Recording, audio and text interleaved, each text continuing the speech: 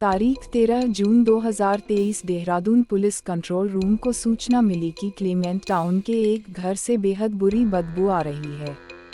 जानकारी मिलते ही पुलिस मौके पर पहुंची और पुलिस के साथ जिसने भी घर के अंदर का मंजर देखा उसके रोंगटे खड़े हो गए। कमरे के फर्श पर पति पत्नी की लहूलुहान लाश थी जो लगभग 2 से 3 दिन पुरानी लग रही थी। कमरे में काफी खून जमा हो चुका था।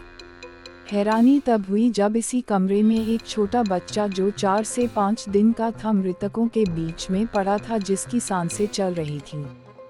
ये बच्चा मृतक काशिफ और अनम का था, जिसको 108 के जरिए अस्पताल पहुंचाया गया। अब पुलिस के सामने सबसे बड़ा सवाल ये था कि ये आखिर घर में काशिफ और अनम की हत्या किसने की। मौके पर पहुंची एफएसएल टीम ने साक्ष्य जुटाए, लेकिन काशिफ और अनम के शव सड़ चुके थे। पुलिस के लिए शुरुआत में कुछ भी बोलना संभव नहीं हो पा रहा था। यूं तो शुरुआत में ये केस सुसाइड माना जा रहा था, लेकिन वजह साफ नहीं थी कि आखिर आशिफ और अनम ने अपनी 4 दिन की बच्ची छोड़कर दुनिया से अलविदा क्यों कह दिया। अगर उनकी हत्या हुई है तो कातिल कौन है। किसी ने कहा कि काशिफ पर कर्ज था, लिहाजा उसने बीवी की हत्या कर खुदकुशी कर ली। इस घटना के संबंध में एसपी सदर को मौत के सही कारणों तक पहुंचने के निर्देश दिए गए। पुलिस के लिए भी कहानी गले से नीचे नहीं उतर रही थी। लगातार मामले में पूछताछ की जा रही थी। काशिफ व अनम के घरवालों से भी पुलिस की पूछताछ जारी थी।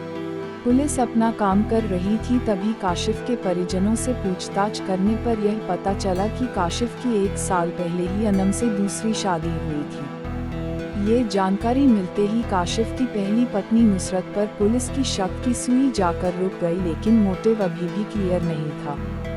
पुलिस को सूचना देने वाली नुसरत की यही वजह थी कि पुलिस असमंजस में थी। नुसरत ने पुलिस को बताया था कि 2-3 दिन से उनके पति उनका फोन नहीं उठा रहे थे। नुसरत ने बताया कि 10 जून को रात को 11 बजे के बाद काशिफ की उनसे कोई बात नहीं हुई, जिसके बाद पुलिस के सामने यह बात स्पष्ट हो गया कि 10 तारीख तक काशिफ और अनम जिंदा थे, लेकिन उन्होंने ऐसा क्यों किया यह अभी भी पुलिस के गले से नीचे नहीं उतर रहा था। अधिकारी लगातार मामले की अपडेट ले रहे थे। कई सीसीटीवी खंगाले जा रहे थे कि अचानक पुलिस के हाथ एक महत्वपूर्ण सुराग लगा। पुलिस ने जब घटना के सीसीटीवी खंगाले तो पता चला कि 12 तारीख को एक वरना कार काशिफ के घर के पास पहुंची थी। संदेह होने पर पुलिस ने गाड़ी के नंबर खंगाला तो पता चला कि यह गाड़ी काशिफ के दोस्त अश्वद की है। अब पुलिस की राडार पर अश्वद भी आ गया।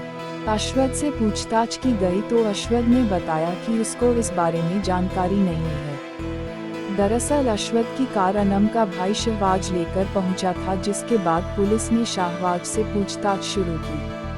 चूंकि शहबाज अनम का भाई था, इसलिए उस पर शक होना थोड़ा मुश्किल था। पुलिस ने शहबाज के कॉल डिटेल खंगाले और पुलिस के सामने कई चौंकाने वाले खुलासे हुए। केस में हर दिन नई परतें खुल रही थी। 10 तारीख की रात को शहबाज का फोन बंद था, जो कि 11 तारीख को शहबाज ने फिर से ऑन किया, जिसके बाद पुलिस का शक और गहराया। अब मेन सस्पेक्ट में शहबाज ही नजर आ रहा था। अश्वद के पुलिस को दिए बयानों पर काशिफ के परिजनों ने मृतिका के भाई शहबाज पर शक जताया और तहरीर दी, जिसके बाद पुलिस ने मामले में मुकदमा दर्ज कर लिया। जिसके बाद पुलिस ने शहबाज से पूछताछ की, हालांकि लंबे वक्त तक वह पुलिस को गुमराह करता रहा और काशिफ पर कर्ज होने की बात बताता रहा। लेकिन सख्ती से पूछताछ करने पर शहबाज टूट गया और शहबाज ने अपने जुर्म का इकबाल किया। शहबाज ने उस रात के कत्ल की वारदात का पूरा कच्चा चिट्ठा पुलिस के सामने कबूल कर लिया। उसने यह भी कबूल किया कि 12 तारीख की रात को वह कार लेकर शव को ठिकाने लगाने पहुंचा। अब पुलिस को यह पता लगाना था कि शहबाज ने अपने ही जीजा और बहन को मौत के घाट क्यों उतार दिया। शहबाज ने पुलिस को बताया कि काशिफ उसके गांव का ही रहने वाला था। शहबाज का एक बड़ा भाई शादाब है और एक बहन अनम है।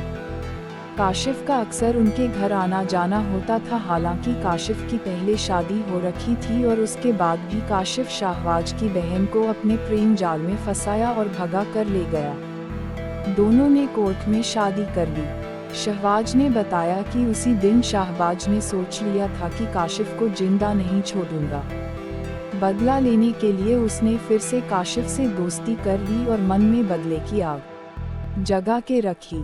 वहीं कुछ वक्त पहले शहबाज को पता चला अनम की पुश्तैनी 3 बीघा जमीन को काशिफ ने गिरवी रखवा लिया है और गांव में बात चला दी है कि उसने जमीन गिरवी रखने के आधे पैसे शहबाज को दिए हैं, जिससे शहबाज की पूरे गांव में बेइज्जती हो गई।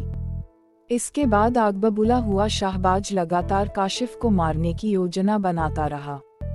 शहबाज ने बताया कि वह 7 तारीख को ही उत्तरकाशी में काशिफ को मार देता, लेकिन क्योंकि अनम को पता था कि काशिफ उसके साथ है, इसलिए उसने अपना प्लान बदला और काशिफ शहबाज देहरादून आ गए। लेकिन मौका पाकर 10 जून को रात को वह अनम के घर में फिर से पहुंचा।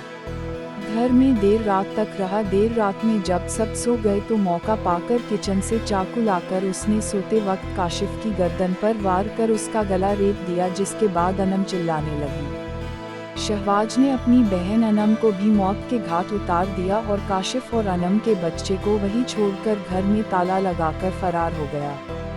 एसएसपी दलीप सिंह कुंवर ने बताया कि आरोपी ने बहन और उसके पति की हत्या के बाद मासूम को उनके बीच केवल इसलिए छोड़ा कि भूख और बिना देख रेख के बच्चा खुद ही मर जाएगा और शहबाज का बदला पूरा हो जाएगा।